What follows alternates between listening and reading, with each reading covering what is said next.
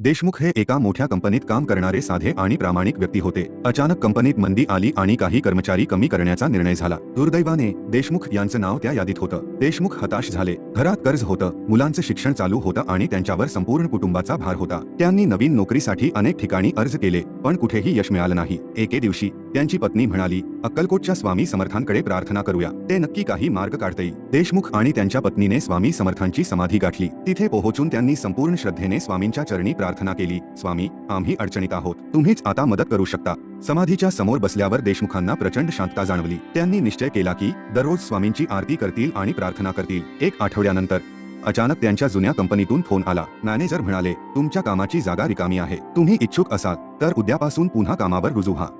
देशमुखांना विश्वासच बसत नव्हता. ते पुन्हा नोकरीवर रुजू झाले आणि त्यानंतर त्यांच्या करिअरमध्ये मोठी प्रगती झाली. आशा सोडू नका. स्वामी समर्थ संकटाच्या शेवटच्या क्षणीही चमत्कार घडवतात. फक्त श्रद्धा ठेवा आणि त्यांचा